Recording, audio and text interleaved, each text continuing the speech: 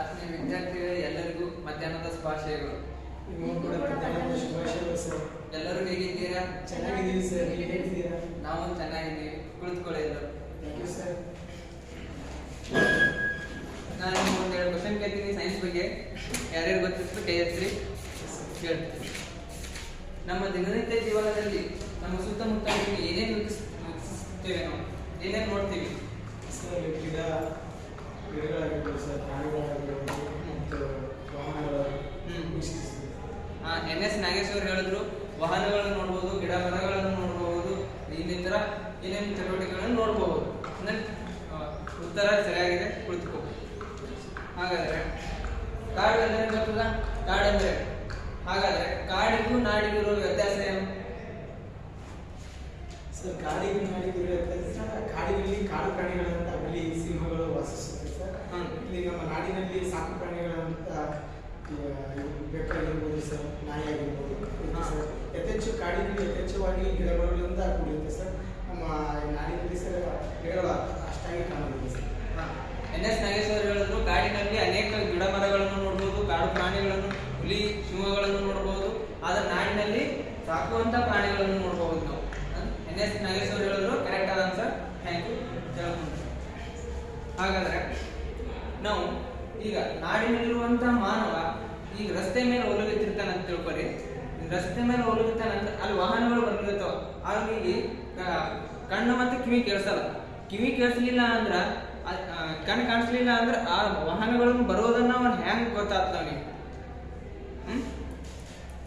ಕಣ್ಣು ಕಾಣಿಸ್ಲಿಲ್ಲ ಅಂದ್ರೆ ಆ ರಸ್ತೆ ಮೇಲೆ ಬರುವಂತಹ ವಾಹನಗಳು ಅವನಿಗೆ ಹೆಂಗ್ ಗೊತ್ತಾಗ್ತದ? ವಾಹನಗಳ ಸೌಂಡ್ ನಿಂದ ಗೊತ್ತಾಗ್ತದೆ. ರಸ್ತೆ ಮೇಲೆ ಬರುವಂತಹ ಮಾನವನಿಗೆ ಏನಂತ ಅಲ್ಲಿ ವಾಹನಗಳ ಶಬ್ದದಿಂದ ಅವನಿಗೆ ಕೇಳಿಸ್ತದ, ಆಗ ಅವನು ಸೌಂಡ್ ಬಿಡ್ತಾನ. ಶಬ್ದದ ಬಗ್ಗೆ ನಿಮ್ಗೆ ಏನಾದ್ರು ಗೊತ್ತಾ? ಶಬ್ದದ ಬಗ್ಗೆ ಏನು ಗೊತ್ತು? ಹಾಗಾದ್ರೆ ಇವತ್ತು ನಾವು ಶಬ್ದ ಎಂಬ ಪಾತ್ರದ ಬಗ್ಗೆ ಅಧ್ಯಯನ ಮಾಡೋಣ.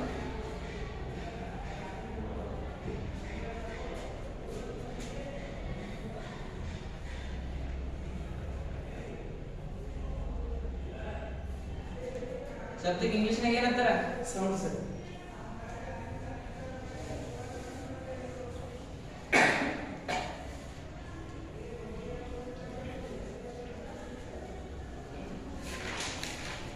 ಶಬ್ದವನ್ನು ಅನೇಕ ರೀತಿಯಲ್ಲಿ ನೋಡ್ಕೊಳ್ಬಹುದು. ನಿಸರ್ಗದಲ್ಲಿ ನಾವು ಅನೇಕ ರೀತಿಯಲ್ಲಿ ನೋಡ್ಬೋದು. ಅದು ಶಬ್ದವು ಒಂದು ಕೂಡ ಶಕ್ತಿಯ ಒಂದು ರೂಪವಾಗಿದೆ. ನಾವು ಅನೇಕ ರೀತಿಯಲ್ಲಿ ಶಬ್ದವನ್ನು ನೋಡ್ತೀವಿ. ನಿಸರ್ಗದಲ್ಲಿ ಅಥವಾ ನಮ್ಮ ಸುತ್ತಮುತ್ತಲಿನ ಅನೇಕ ರೀತಿಯಲ್ಲಿ ನಾವು ಶಬ್ದಗಳನ್ನು ನೋಡ್ತೀವಿ.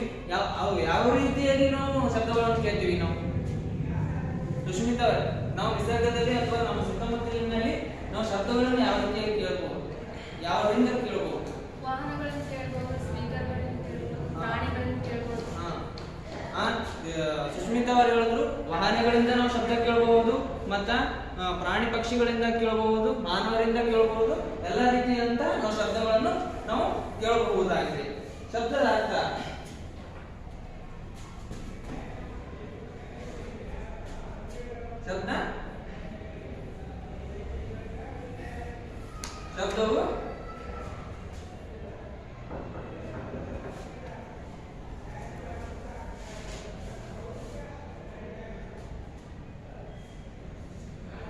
ಶಬ್ದವು ನಾವು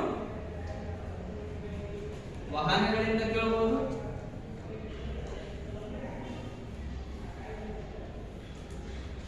ಮತ್ತೆ ಪ್ರಾಣಿ ಪಕ್ಷಿಗಳಿಂದ ಕೇಳಬಹುದು.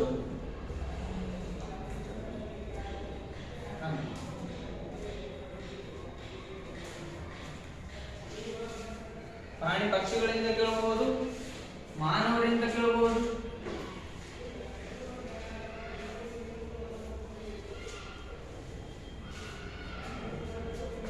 ಇತ್ಯಾದಿ. ಇಟಿಸಿ ಅಂದ್ರೆ ಮಕ್ಕಳು ಅನೇಕ ರೀತಿಯಾದಂತಹ ಶಬ್ದಗಳನ್ನು ನಾವು ಕೇಳಬಹುದು. ಶಬ್ದವು ಕೂಡ ಒಂದು ಶಕ್ತಿಯ ಒಂದು ರೂಪವಾಗಿದೆ. ಬರ್ಕೊಂಡ್ರಲ್ಲ?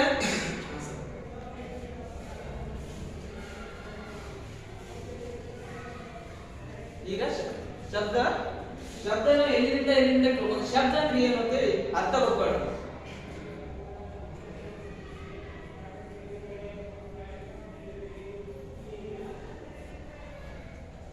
ಶಬ್ದದ ಅರ್ಥ ವಸ್ತುಗಳ ಕಂಪನದಿಂದ ಉಂಟಾಗುವುದನ್ನು ಶಬ್ದ ಅಂತ ಕರಿತೇವೆ ನಾವು.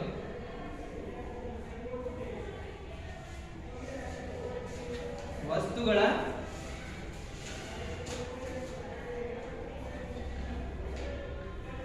ಕಂಪನದಿಂದ ಉಂಟಾಗುವುದನ್ನು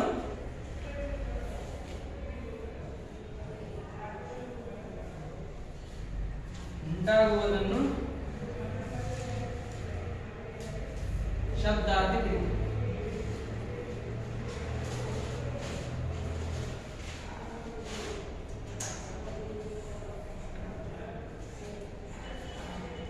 ನೋಡಿ, ವಸ್ತುಗಳ ಕಂಪನದಿಂದ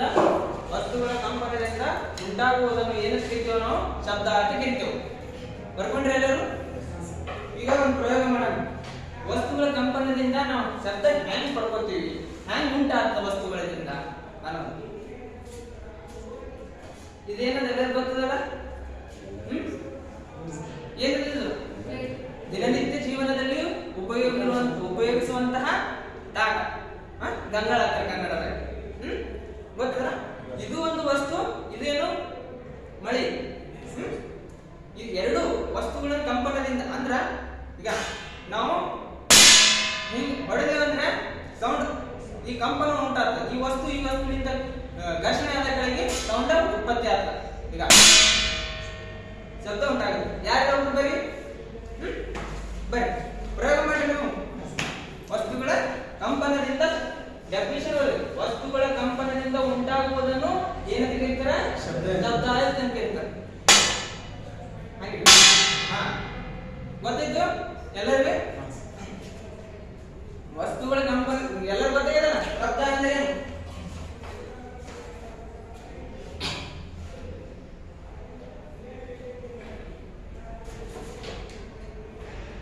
ಹಾಗಾದ್ರೆ ಶಬ್ದಗಳನ್ನು ಈಗ ನಾವು ಶಬ್ದ ಪ್ರಯೋಗ ಮುಖಾಂತರ ತಿಳಿದೀವಿ. ಆದ್ರೆ ಶಬ್ದ ನಾವು ಅನೇಕ ರೀತಿಯಲ್ಲಿ ನಾವು ನೋಡ್ತೀವಿ.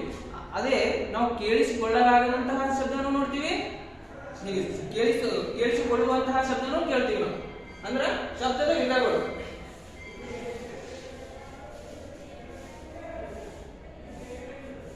ತಿಳಿದಿಲ್ಲ ಪಟ್ಟ?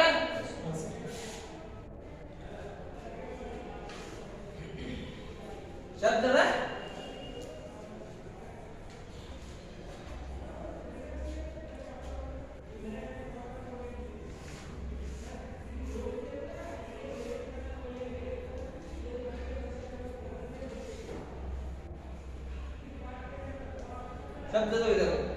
ನಾವು ಶಬ್ದದ ವಿಧಗಳು ನೋಡೋಕ್ಕಿಂತ ಮುಂಚೆಯಾಗಿ ನಾವು ಶಬ್ದವನ್ನು ನಾವು ಅನೇಕ ರೀತಿಯಲ್ಲಿ ನೋಡ್ತೀವಿ. ನಾವು ಶಬ್ದವನ್ನು ಯಾವ ರೀತಿಯಾಗಿ ನೋಡ್ತೀವಿ ಅಂದ್ರೆ, ನಾವು ವಸ್ತುಗಳ ಕಂಪನದಿಂದ ಉಂಟಾಗುವ ಶಬ್ದ ಅಂತ ಕರಿತೀವಿ. ಹಾಗಂದ್ರ ಆ ವಸ್ತುವಿನಿಂದ ಶಬ್ದ ಪ್ರಸಾರವಾಗುತ್ತದಲ್ಲ, ಅದಕ್ಕೆ ಏನಂತ ಕರಿತೀವಪ್ಪ ಅಂದ್ರೆ ಮಾಧ್ಯಮ ಅಂತ ಕರಿತೀವಿ. ಯಾವ ವಸ್ತುವಿನಿಂದ ಶಬ್ದವನ್ನು ಪ್ರಸಾರವಾಗುತ್ತದೆ ಅಂದ್ರೆ, ಯಾವ ವಸ್ತುವಿನಿಂದ ಶಬ್ದ ಹೋಗ್ತದೆ ನೋಡು, ಅದಕ್ಕೆ ನಾವು ಮಾಧ್ಯಮ ಅಂತ ಕರಿತೀವಿ. ಅದೊಂದು ಉದಾಹರಣೆ ನಾವು ಪ್ರಯೋಗ ಮಾಡೋಣ. ಈಗ ಒಂದು ವಸ್ತು, ಇದು ವಸ್ತು ಅಂತ ಇದೊಂದು ವಸ್ತು. ಯಾರಾದ್ರೂ ಒಬ್ರು ಬರ್ರಿ ಶ್ರೀಧರ್ ಅವರು ಬರ್ರಿ.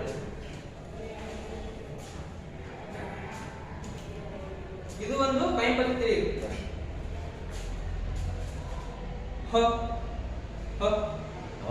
ಆವಾಜ್ ಅಂದ್ರ ಈ ವಸ್ತುವಿನ ಮುಖಾಂತರ ಶಬ್ದವನ್ನು ಪ್ರಸಾರ, ಈ ದಂಡಿಯಿಂದ ಈ ದಂಡಿಗೆ ಪ್ರಸಾರ ಆಗುತ್ತದೆ. ಅದಕ್ಕೆ ನಾವು ಮಾಧ್ಯಮ. ಇದಕ್ಕೊಂದು ಇದು ಕೂಡ ಒಂದು ಮಾಧ್ಯಮ ಅಂದ್ರೆ ಹಿಂಗೆ ಅನೇಕ ರೀತಿಯ ನೋಡ್ರಿ. ಮೊಬೈಲ್ ಒಂದು ಮಾಧ್ಯಮ. ಹೆಂಗ ನಾವು ಮಾಧ್ಯಮ ಅಂತ ತಿಳ್ಕೋಬೇಕು ಅಂದ್ರೆ ಈ ಮೊಬೈಲ್ ಇಂದ ಸೌಂಡ್ ಹೊರಗುಂಟದ. ಈ ವಸ್ತುವಿನ ಯಾವ ವಸ್ತುವಿನಿಂದ ಶಬ್ದವನ್ನು ಬರ್ತದೆ ನೋಡು, ಅದಕ್ಕೆ ನಾವು ಮಾಧ್ಯಮ ಅಂತ ಕರಿತೀವಿ. ಗೊತ್ತಾಯ್ತು? ಇದು ಮೊಬೈಲ್ ಕೂಡ ಒಂದು ಶಬ್ದದ ಒಂದು ಮಾಧ್ಯಮ ಅಂತ ಕರಿಬಹುದು.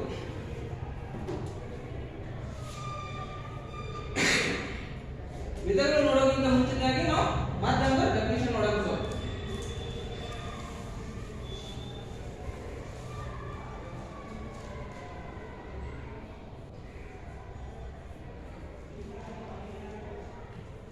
ಮಾಧ್ಯಮ ಅಂದ್ರೆ ಏನು? ನಿಮಗೆ ಯಾವುದೇ ರೀತಿಯಾದಂತಹ ಒಂದು ವಸ್ತುವಿನ ಮೂಲಕ ಹಾದು ಹೋಗುವಂತಹ ಒಂದು ಪ್ರತಿಕ್ರಿಯೆ. NSR ಹೇಳಿದ್ರು ಯಾವ ವಸ್ತುವಿನ ಮೂಲಕ ಶಬ್ದವನ್ನು ಪ್ರಸಾರವಾಗುತ್ತದೆ ನೋಡು ಅದಕ್ಕ ನಾವು ಮಾಧ್ಯಮ ಅಂತ ಕರಿತೀವಿ.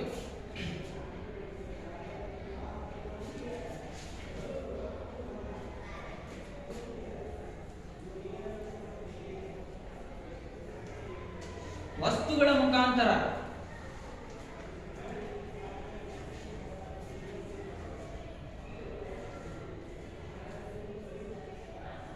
ಹಾದು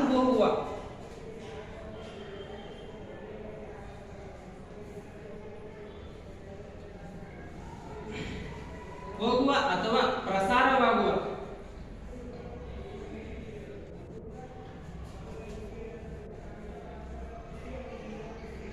ಶಬ್ದಕ್ಕೆ ಏನಂತ ಕರಿತೀವಿ ನಾವು? ಮಾಧ್ಯಮ ಅಂತ ಕರಿತೀವಿ.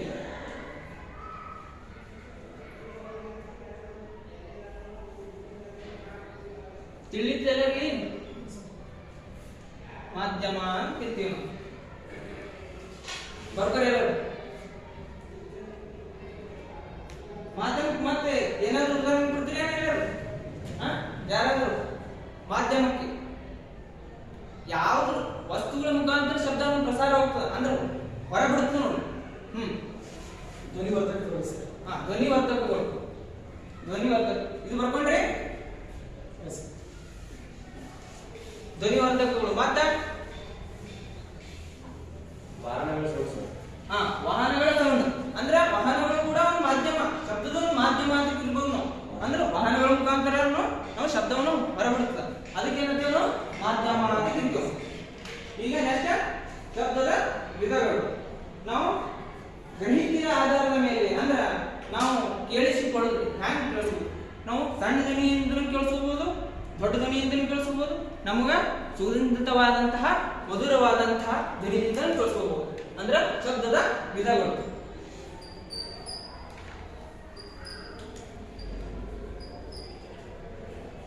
ಬರ್ಬರೆಲ್ಲ ಹಂಗೆ ತಿಳಿಲಿದ್ದಲ್ಲ ಎಲ್ಲ ಪಾಠ.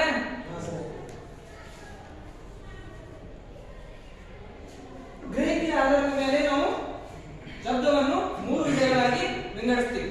ಯಾವ್ಯಾವಪ್ಪ ಅಂದ್ರ ಒಂದನೇದು ಶ್ರವ್ಯ ಶಬ್ದ,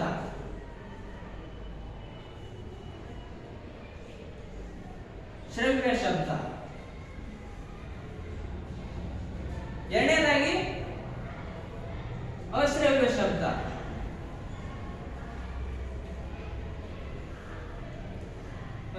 ಶಬ್ದ, ಮೂರನೇದಾಗಿ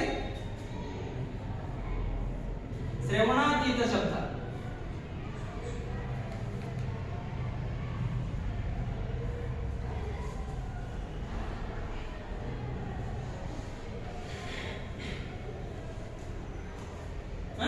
ಶಬ್ದದಾಗ ನಾವು ಗ್ರಹಿಕೆಯ ಆಧಾರದ ಮೇಲೆ 3 ವಿಧಗಳಾಗಿ ವಿಂಗಡಿಸ್ತೀವಿ. ಯಾವ್ಯಾವಪ್ಪ ಅಂದ್ರೆ ಒಂದನೇದು ಶ್ರವ್ಯ ಶಬ್ದ, ಎರಡನೇದು ಅಶ್ರವ್ಯ ಶಬ್ದ, ಮೂರನೇದು ಶ್ರವಣಾತೀತ ಶಬ್ದ.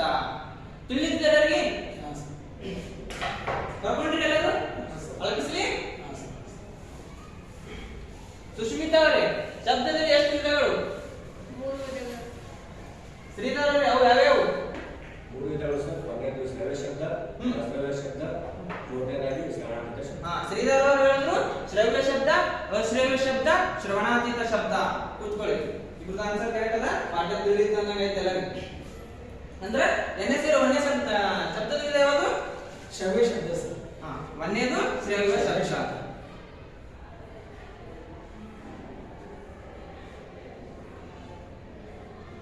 ಶ್ರವ್ಯ ಶಬ್ದ. ಶ್ರವ್ಯ ಶಬ್ದ ಅಂದ್ರೆ ಏನು? ಶ್ರವ್ಯ ಶಬ್ದ ಅಂದ್ರೆ ಏನಪ್ಪಾ ಅಂದ್ರ ನಮಗ ಕರೆಕ್ಟ್ ಆಗಿ ಕೇಳಿಸಂತದ್ದು.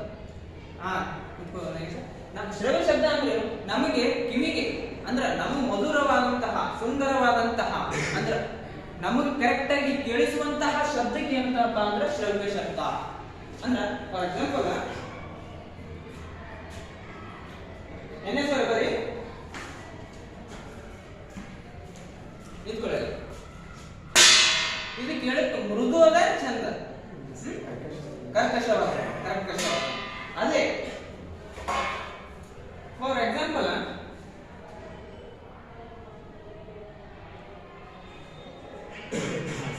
ಕೇಳಕ್ಕ ಮೃದುವಾದಂತಹ ಶಬ್ದ ಅಂದ್ರೆ ಕೇಳಬಹುದು. ನಾವು ಯಾವ ಶಬ್ದವನ್ನು ಕೇಳಕ್ಕೆ ನಾವು ಇಷ್ಟಪಡ್ತೀವಿ ನೋಡು ಅದಕ್ಕೆ ನಾವು ಶ್ರವ್ಯ ಶಬ್ದ, ನಮ್ಗೆ ಕರೆಕ್ಟ್ ಆಗಿ ಕೇಳಿಸುವಂತ, ನಾವು ಏನ್ ಮಾತಾಡ್ತೀವಿ ನಾ ಮಾತಾಡಿದ್ರೆ ನಿಮ್ಗೆ ಕೇಳಿಸಿರ್ತದಲ್ಲ ಇದು ಶ್ರವ್ಯ ಶಬ್ದ. ಹೋಗಿ ಕುಂತ್ಕೊಳ್ಳಿ ಸರ್. ನಾವು ಯಾವ ಶಬ್ದ ನಾವು ಕೇಳಿಸ್ಲಿಕ್ಕ ಮತ್ತೆ ನಮ್ಗ ಮೃದುವಾಗಿ ಅನಿಸ್ತದ ನೋಡು ಅದಕ್ಕೆ ನಾವು ಶ್ರವ್ಯ ಶಬ್ದ ಅಂತ ಕರಿತೀವಿ. ಅಂದ್ರ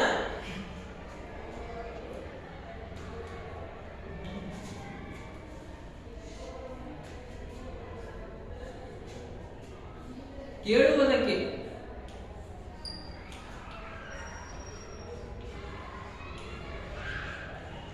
ಕೇಳುವುದಕ್ಕೆ ಆಗುವಂತ ಶಬ್ದವನ್ನು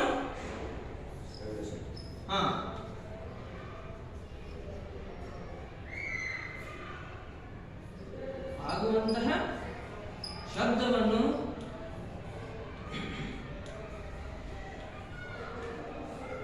ಶ್ರವ್ಯ ಶಬ್ದ ಅಂತ ಕರೀತೀವಿ.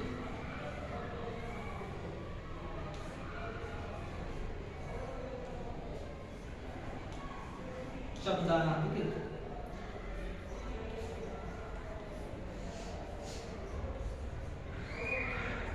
ಶಬ್ದ ಅಂದ್ರೆ ನಮಗೆ ಯಾವುದು ಕಿವಿಗೆ ಸ್ಪಷ್ಟವಾಗಿ ಅಥವಾ ಸುಂದರವಾಗಿ ನಾವು ಕೇಳಬೇಕಂತ ನಮ್ಮ ಮನಸ್ಸಿಗೆ ಅನಿಸ್ಬೇಕು. ಅಂದ್ರ ಈ ಶಬ್ದ ಕೇಳುತ್ತಿದೆಯಪ್ಪ ಅಂದ್ರ ನಮ್ಗ ಇನ್ನಷ್ಟು ಕೇಳಬೇಕು ಅಂದ್ರೆ ಕರೆಕ್ಟ್ ಆಗಿ ನಮ್ಗೆ ತಿಳಿಲಿಗಿರ್ತದ ಅದರಾಗ ಇರೋ ಶಬ್ದಕ್ಕೆ ಏನಂತವಪ್ಪ ಅಂದ್ರೆ ನಾವು ಶ್ರವ್ಯ ಶಬ್ದ ಅಂತ ಕರಿತೀವಿ.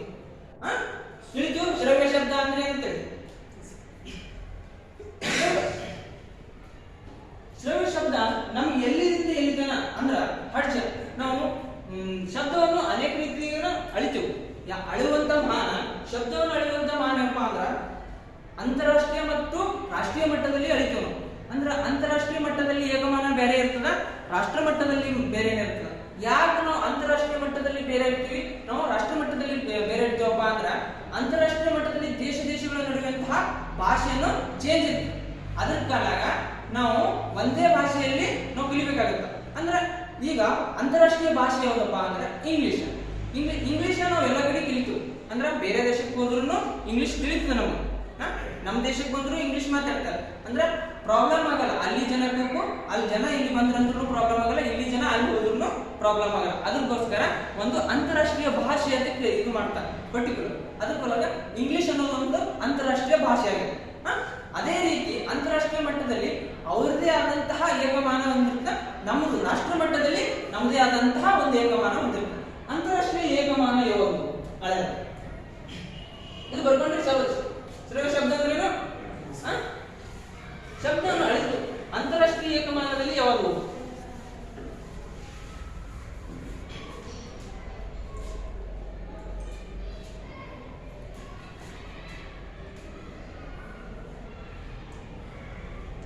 ಅಂತ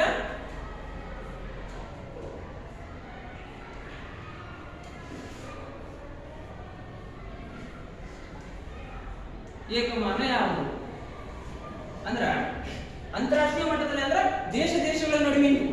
ಅಂದ್ರ ಇಲ್ಲಿ ದೇಶದಲ್ಲಿ ನಮ್ಮ ರಾಷ್ಟ್ರ ಮಟ್ಟದಲ್ಲಿ ನಾವು ಬೇರೆ ರೀತಿಯಾದಂತ ಶಬ್ದವನ್ನು ಅಳಿತೇವೆ. ಆದ್ರ ಅಂತಾರಾಷ್ಟ್ರೀಯ ಮಟ್ಟದಲ್ಲಿ ಅಂದ್ರೆ ದೇಶಗಳು ಎಲ್ಲಾನು ಒಂದೇ ರೀತಿಯಾಗಿರ್ತದ. ಯಾವುದೇ ದೇಶ ಅಲ್ಲಿ ಇದೆಯನ್ನು ಬಳಸ್ತಾರೆ. ಅಂದ್ರೆ ಡೆಸಿಬಲ್ ಆಗಿ ಯೂಸ್ ಮಾಡ್ತಾರೆ.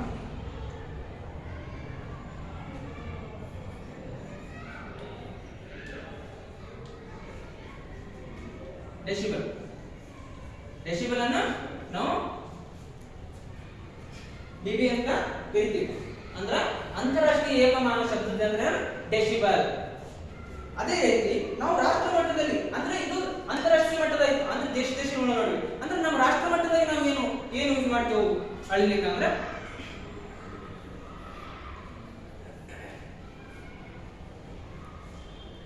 ರಾಷ್ಟ್ರ ಮಟ್ಟದಲ್ಲಿ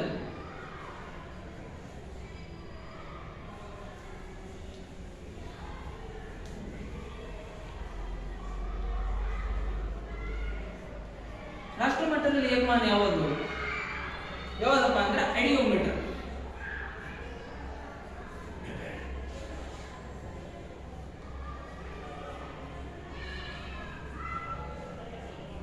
ಐಡಿಯೋಮೀಟರ್ ಅಂದ್ರ ಅಂತಾರಾಷ್ಟ್ರೀಯ ಏಕಮಾನ ಯಾವ್ದಪ್ಪ ಅಂದ್ರ ಡೆಸಿಬಲ್. ಅಂದ್ರ ರಾಷ್ಟ್ರ ಮಟ್ಟದ ಏಕಮಾನ ಯಾವ್ದಪ್ಪ ಅಂದ್ರ ಐಡಿಯೋಮೀಟರ್. ತಿಳಿತು? ಶಬ್ದವನ್ನು ಅಳೆಯುವ ಏಕಮಾನಗಳು ಅಥವಾ ಮಾನಗಳು ಅಂತ ಕರಿತೀವಿ. ಗೊತ್ತಾಯ್ತು? ಬರ್ಕೊಂಡ್ರಿ? ಅಳಗಿಸ್ಲಿ? ಶ್ರವ್ಯ ಶಬ್ದ ಅಂತ ಏನಿತ್ತು ಗೊತ್ತಿತ್ತು? ಈಗ ಸುಷ್ಮಿತಾ ಅವರೇ ಎರಡನೇ ಶಬ್ದದ ವಿಧ ಯಾವುದು? ಅಶ್ರವ್ಯ ಶಬ್ದ. ಸುಷ್ಮಿತಾ ಅವರು ಹೇಳಿದ್ರು ಎರಡನೇದು ಅಶ್ರವ್ಯ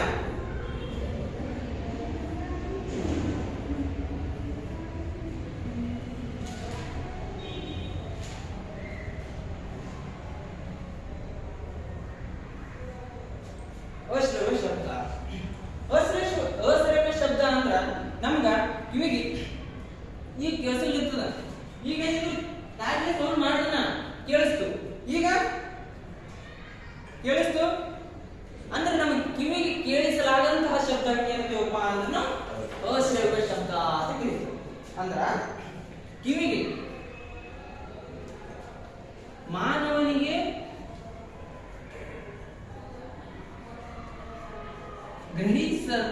ಗ್ರಹಿಕೆಗೆ ಸಿಗದೇ ಇರುವಂತಹ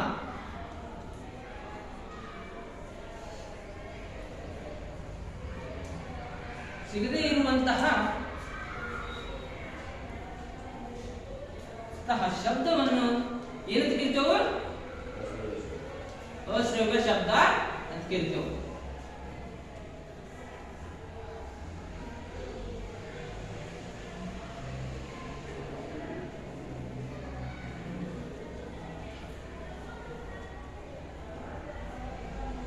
ಅಶ್ರವ್ಯ ಶಬ್ದ ಎನ್ನುವರು. ಅಂದ್ರೆ ನಾವು ಶಬ್ದವನ್ನು ಮಾನವನ ಗ್ರಹಿಕೆ ಅಂದ್ರೆ ನಮ್ಮ ಕಿವಿ ಕೇಳಿಸಲಾಗದಂತಹ ಶಬ್ದಕ್ಕೆ ಏನಂತ ಕರಿತೀವಿ ನಾವು? ಅಶ್ರವ್ಯ ಶಬ್ದ ಅಂತ ಕರಿತೀವಿ. ಅಶ್ರವ್ಯ ಶಬ್ದದ ಆವೃತ್ತ ಅಂತಪ್ಪ ಅಂದ್ರ ಇದು ಅನಿಸಲಿ ಬರ್ಕೊಂಡ್ರಿ?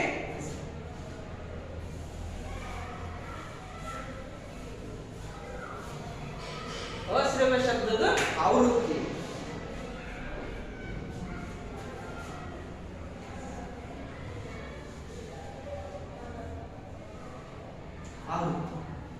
ಅಶ್ರವ್ಯ ಶಬ್ದದಿಂದ ನಾವು ಕೇಳಿಸಿದ್ದೀವಿ ಕಿವಿಗೆ ಕೇಳಲಾಗಂತ ಶಬ್ದಕ್ಕಿಂತ ಕಡಿಮೆ ಅಂದ್ರ 20 ಹರ್ಟ್ಜ್ಗಿಂತ ಕಡಿಮೆ ಇರುವಂತಹ ಶಬ್ದಕ್ಕ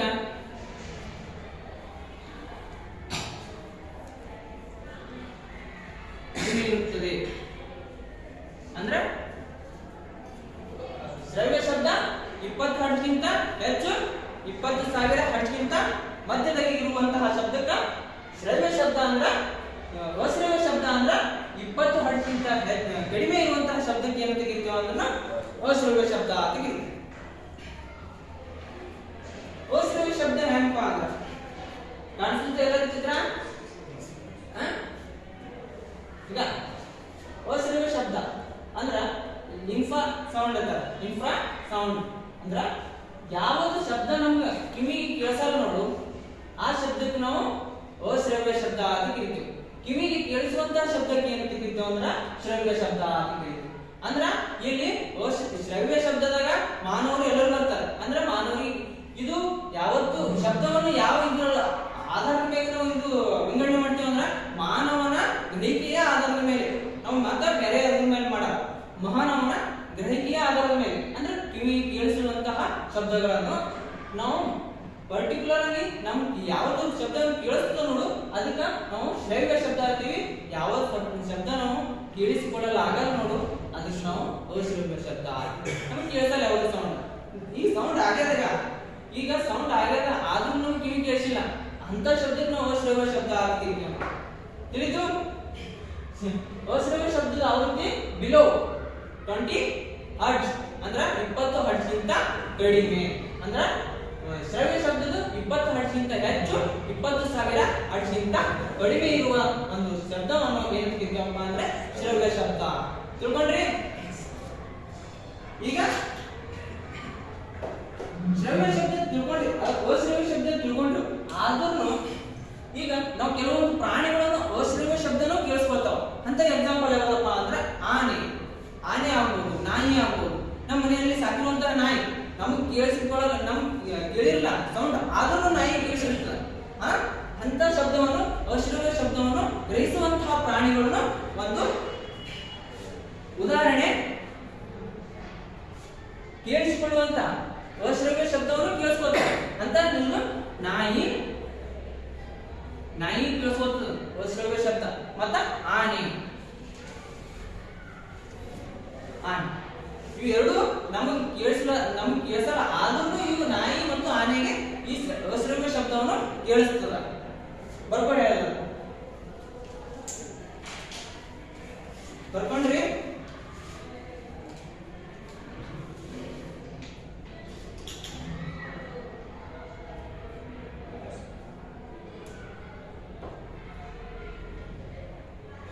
ಬರ್ಕೊಂಡ್ರಿ ಅಗಸ್ಲಿ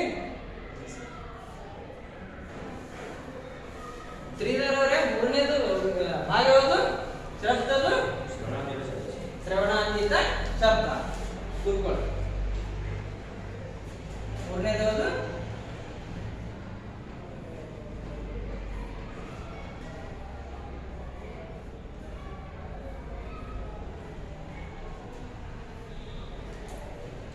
ಶ್ರವಣಾತೀತ ಶಬ್ದ. ಶ್ರವಣಾತೀತ ಶಬ್ದ ಅಂದ್ರೆ ಏನು? ಈಗ ಮಾನವನ ಕಿವಿಗೆ ಒಟ್ಟ ಈಗ ಸೌಂಡ್ ಇರ್ತದ ಆದ್ರೂ ಏನ್ ಹೇಳುತ್ತಾರಪ್ಪ ಒಟ್ಟ ಕೇಳಿಸಲ್ಲ ನಮಗೆ ಅಂದ್ರೆ ಅರ್ಥವಾಗದಂತಹ ಶಬ್ದ ಅಂದ್ರೆ ನಮ್ಗೆ ಏನು ಅವ್ರು ಏನ್ ಹೇಳುತ್ತಾರ ನಾವು ಏನ್ ಕೇಳುತ್ತೀವಿ ಅನ್ನೋದು ಗೊತ್ತಾಗಲ್ಲ. ಸುಮ್ಮ ಸೌಂಡ್ ಅದ ಆದ್ರೂ ಕೇಳಿಸಲ್ಲ ಅಂದ್ರೆ ಏನ್ ಹೇಳುತ್ತಾರೋ ಪರ್ ಪರ್ ಪರ್ ಪರ್ ಪರ್ ಪರ್ ಅಂದ್ರೆ ಯಾರು ಬರೀ ಬರೀ ಅಲ್ಲೇ ನಿಂತು ಒಂದ್ಸಲ ಕೇಳ್ರಿ ಹ್ಯಾಂಗ್ ಉಂಟದ ಮತ್ತೆ ಒಂದ್ಸಲ ಬರಿ.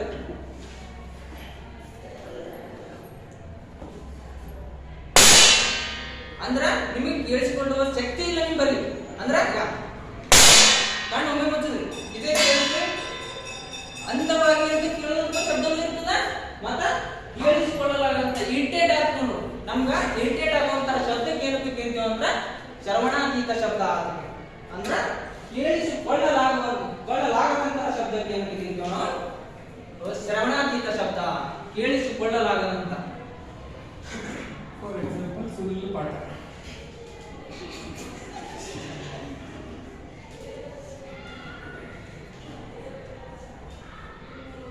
ಕೊಳ್ಳಲಾಗದಂತ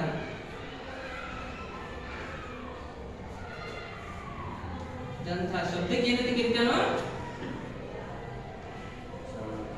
ಶ್ರವಣಾತೀತ ಶಬ್ದ ಅಂತ ಕರೀತೀವಿ.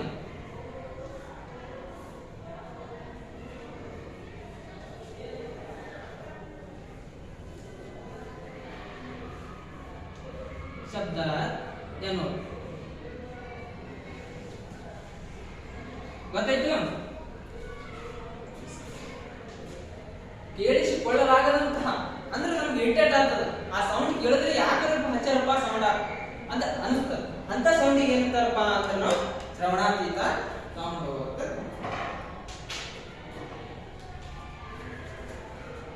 ಇಲ್ಲಿ ನೋಡ್ರಿ ಶ್ರವ್ಯ ಶಬ್ದ 20 ವರ್ಷಕ್ಕಿಂತ ಹೆಚ್ಚು 20,000 ಹರ್ಟ್ಜ್ಗಿಂತ ಕಡಿಮೆ ಇರುವಂತಹ ಶಬ್ದಕ್ಕೆ ಶ್ರವ್ಯ ಶಬ್ದ ಅಂತ ಕರಿತೀವಿ.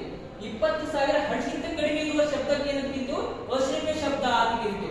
ಅದೇ 20,000 ಹರ್ಟ್ಜ್ಗಿಂತ ಹೆಚ್ಚು ಅಂದ್ರೆ ನಮ್ಮ ಕಿವಿಗೆ ಕೇಳಿಸಿಕೊಳ್ಳಲಾಗದಂತ ಇರಿಟೇಟ್ ಆಗುವಂತಹ ಶಬ್ದಕ್ಕೆ ಏನಂತ ಕರಿತೀವಿ ನಾವು ಅಂದ್ರೆ ಶ್ರವಣಾತೀತ ಶಬ್ದ.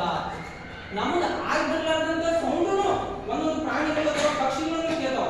ಅಂತದ ಉದಾಹರಣೆ ಯಾವಪ್ಪ ಅಂದ್ರ ಬಾಹುಬಲಿ.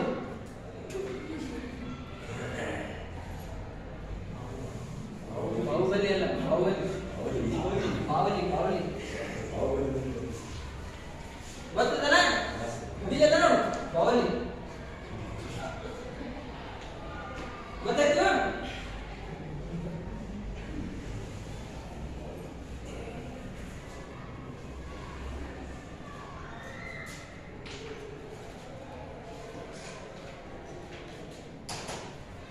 ಇಲ್ಲಿವರೆಗೂ ನಾವು ಶಬ್ದ ಅಂದ್ರೇನು, ಶಬ್ದದ ವಿಧಗಳಂದ್ರೇನು, ಶಬ್ದದ ಏಕಮಾನ ಅಂದ್ರೇನು, ವಿಧಗಳ ವಿವರಣೆ ಎಲ್ಲವನ್ನು ತಿಳ್ಕೊಂಡಿದ್ದೆವು. ಒಂದು ಎಷ್ಟು ತಿಳಿದು ಅಂತೇಳಿ ಒಂದೆರಡು ಕ್ವಶನ್ ಕೇಳ್ತೀನಿ, ಆನ್ಸರ್ ಹೇಳಿ. ಶಬ್ದ ಅಂದ್ರೆ ಏನು ಯಾರಿಗೆ ತಿಳಿದ ಯಾರಿಗೆ ಗೊತ್ತ ಆನ್ಸರ್ ಓಕೆ. ಶಬ್ದ ನಾವು ಗ್ರಹಿಸುವಂತಹ ಭೌತಿಕವಾದಂತಹ ಅನುಭವ.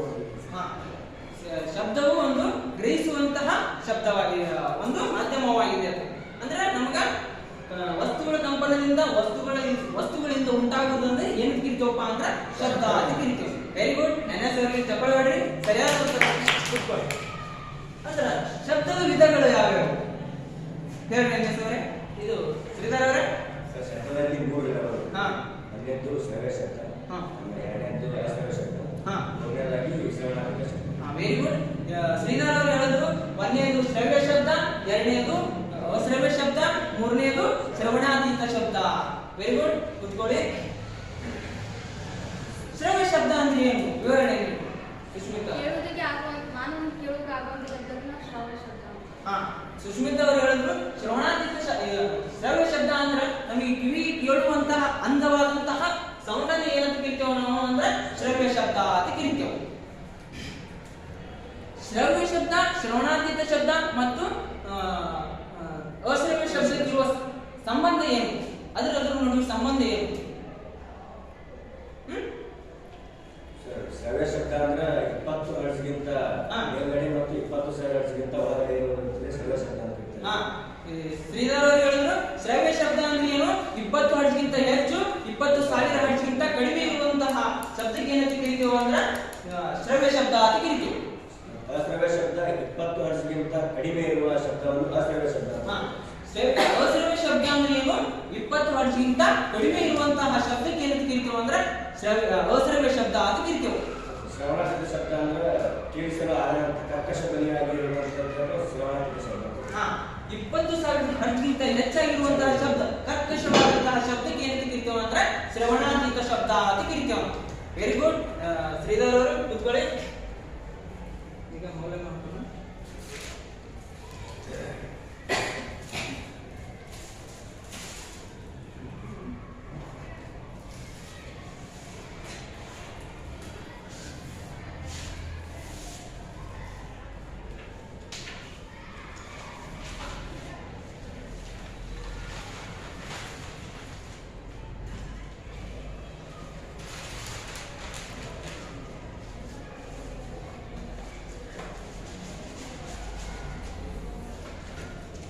ಸುಷ್ಮಿತಾ ಅವರೇ ಬರ್ರಿ.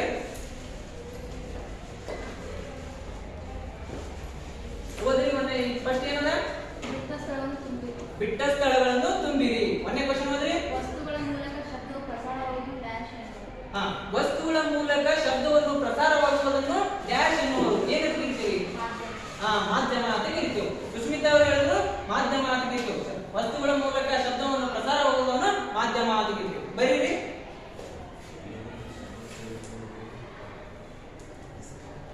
Very good. ಪಾಠ ತಿಳಿದಂಗಾಯ್ತು. ಕುತ್ಕೊಳ್ಳಿ. ಶ್ರೀಧರ್ ಅವರೇ ಬರೀ.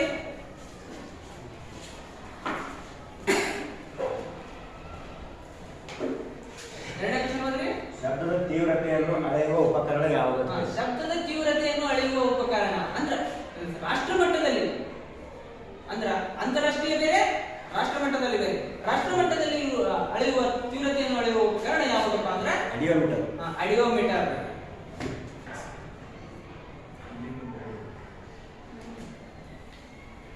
ಶ್ರೀಧರ್ ಅವರು ಹೇಳಿದ್ರು ಅಡಿಯೋಮೀಟರ್ ಅಂತ. Very good. ಪಾಠ ತಿಳಿದಂಗಾಯ್ತು. ಬರೀ. ಮೂರನೇ ಕ್ವಶನ್ ಏನು? ಅಶ್ರವ್ಯ ಶಬ್ದದ ಆವೃತ್ತಿ. 20 ಹರ್ಟ್ಜ್ಗಿಂತ ಕಡಿಮೆ. 20 ಹರ್ಟ್ಜ್ಗಿಂತ ಕಡಿಮೆ.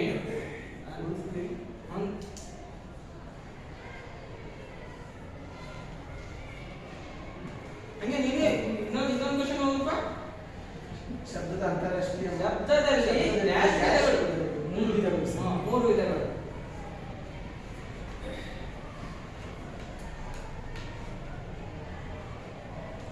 Very good. ಪಾಠ ತಿಳಿದಂಗೆ ಇತ್ತು. ಗುಡ್. ಸುಷ್ಮಿತಾ ಅವರೇ ಬರೀ. ಇನ್ನೊಂದು ಕ್ವಶನ್, ಲಾಸ್ಟ್ ಕ್ವಶನ್ ಓದ್ರಿ. ಶಬ್ದದ ಅಂತಾರಾಷ್ಟ್ರೀಯ ಏಕಮಾನ ಯಾವುದು? Decibel. Very good.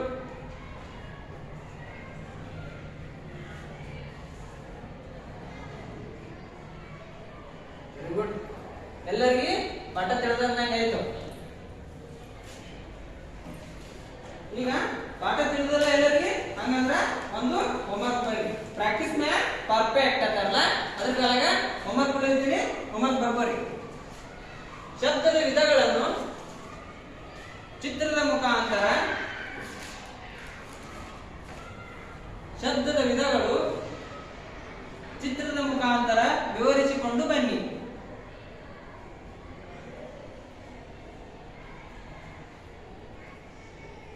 Thank you.